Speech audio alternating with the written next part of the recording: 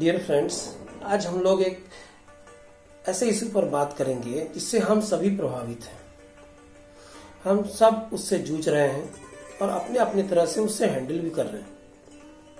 मैं अपनी बात रश्मि बंसल की एक कहानी के संदर्भ में करूंगा।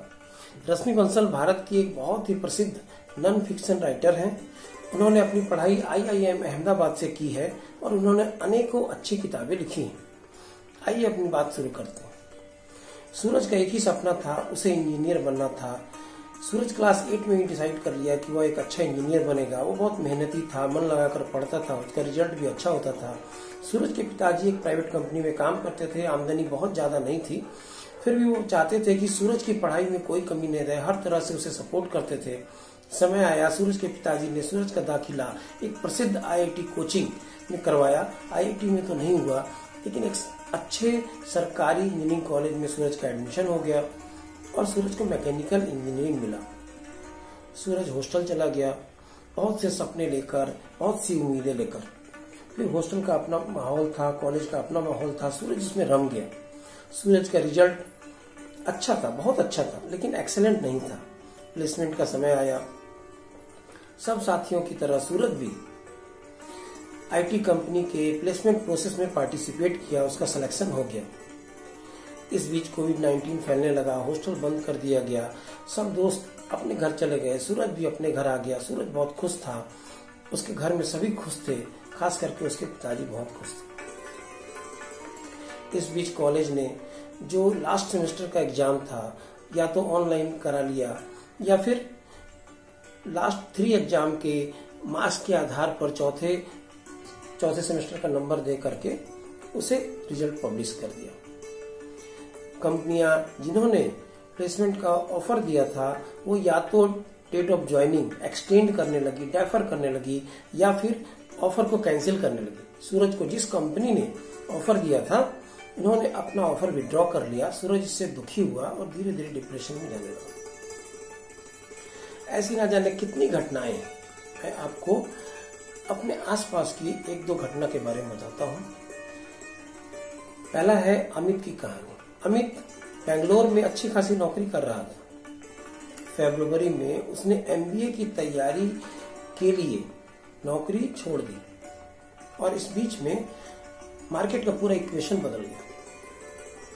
दूसरा एग्जाम्पल है एक सिंगल मदर का।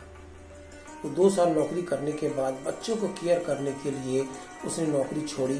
4 साल बच्चा का केयर करके 2019 में उन्हें नौकरी की जरूरत थी, उन्होंने नौकरी खोजना शुरू किया।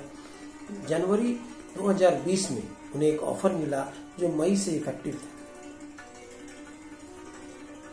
लेकिन इस बीच लॉकडाउन हो गया। अब कंपनी की तरफ से कोई कम्युनिकेशन नहीं है, इनके कम्युनिकेशन का कंपनी की तरफ से कोई रिस्पॉन्स नहीं है, सब कुछ अनसर्टेन है। तीसरा एग्जाम्पल तो आप जानते ही हैं, मुंबई के डब्बा वाला को।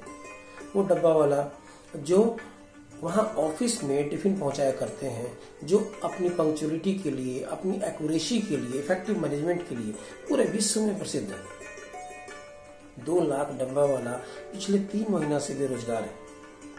कोई अपने गांव चला गया, कोई कहीं कंस्ट्रक्शन कंपनी में काम करता है, कोई कैजुअल वर्कर जैसा काम करता है। पहले इनकी आमदनी 1 महीने में 20,000 रुपये हुआ करती थी, अब वो 400 रुपये पर डे के हिसाब से काम करते हैं, वो भी काम मिलने पर। आपको लग रहा होगा कि आपकी समस्या इन समस्याओं से मेल नहीं खाती, जो स्वाभाविक ही है, क्योंकि हम सभी कॉमन तूफान में तो हैं, लेकिन अलग अलग बोट में। हम सबको अपना बोट इस तूफान से निकालना है। न जाने कितनी जिंदगियां हैं, कितनी कठिनाइयां हैं, कितनी कहानियां हैं। इस डिफिकल्ट समय में हर जीवन का एक अपना कहानी है, और कहानी चाहे कोई भी हो, पौराणिक कथा हो, नीति कथा हो, लोक कथा हो, रियल लाइफ हो, रील लाइफ हो, हॉलीवुड का हो, बॉलीवुड का हो। कहानी बेसिकली 3 पार्ट में होता है: इंट्रोडक्शन, चैलेंजेस, कंक्लूजन। हम कह सकते हैं ओरिजिन, ऑब्स्टेकल एंड आउटकम। एक कैरेक्टर अपनी जर्नी शुरू करता है, रास्ते में उसे बहुत सी कठिनाई मिलती है, हर कठिनाई को पार करके वो उस पर विजय पा करके आगे बढ़ता है और हीरो के रूप में इमर्ज होता है। अब हम सब की कठिनाइयां अलग अलग है, तो सबका सॉल्यूशन भी अलग अलग है। कहीं संवाद की जरूरत है तो कहीं संयम की, कहीं एटीट्यूड बदलने की जरूरत है तो कहीं एप्टीट्यूड में इम्प्रूवमेंट लाने की, कहीं शेयर करना है तो कहीं केयर करना।